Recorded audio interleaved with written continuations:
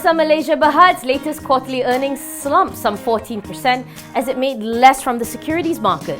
Third quarter net profit was down to 44 million ringgit after profit derived from securities fell 11%. Revenue came in at 7.3% lower year-on-year to 119 million ringgit.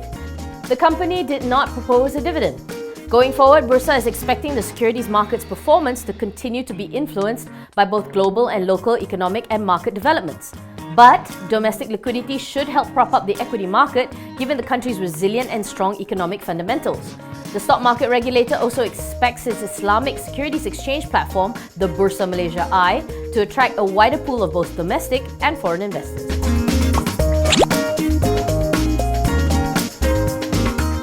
Eversendai Corporation Bhd has surpassed its own record with the securing of 1.8 billion ringgit worth of contracts in the Middle East, India and Southeast Asia as of today.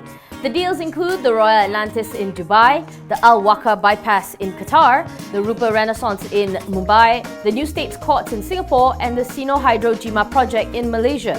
These projects bring the steel turnkey contractor's current order book to 2.5 billion ringgit and tender book to just under 21 billion ringgit. That doesn't mean that it's going to rest on its laurels. Chairman and MD Tan Sri A.K. Nathan says the company is still working to secure more new contracts before 2016 ends. He notes that the business environment will always have its challenges, but he's expecting Eversendai to perform well moving forward because of its expertise and experience.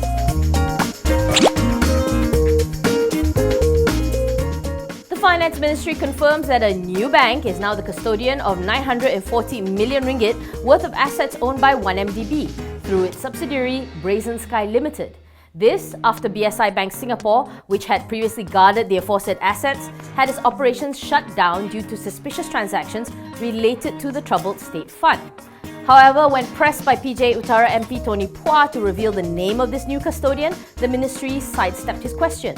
All it would say was that this new bank is an international licensed bank and that a fund manager is now in charge of the funds. The ministry added there is no change in status to the value of said investment.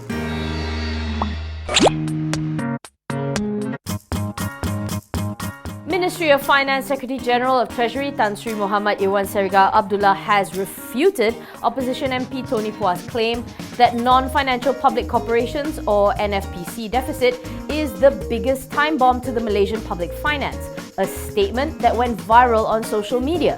Irwan said that NFPCs are revenue-generating companies that pay off their debts and are not time bombs. He goes on to cite examples such as Tenaga Nasional Bhd and Telekom Malaysia Bhd, which are making profits, and that if they have borrowings for their project, would they be called time bombs? Pua also claimed that the government was hiding the bulk of its excessive spending under the NFPCs to maintain a semblance of a modest budget. To which Irwan said that if the government were trying to hide, it wouldn't be publishing its external debt and contingent liabilities.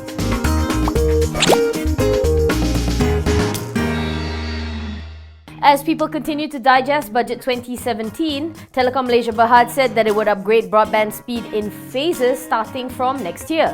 TM Group CEO Tan Sri Zamzam Zairani Muhammad Isa said that he welcomes the recent announcement by the government to make high-speed broadband affordable for all.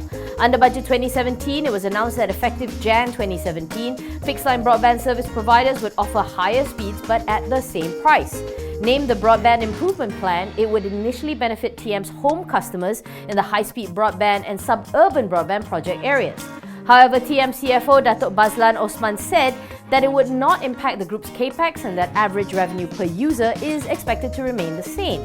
According to Osman, TM had already embarked on its initiative to upgrade broadband speeds and that the Broadband Improvement Plan simply sped up the process.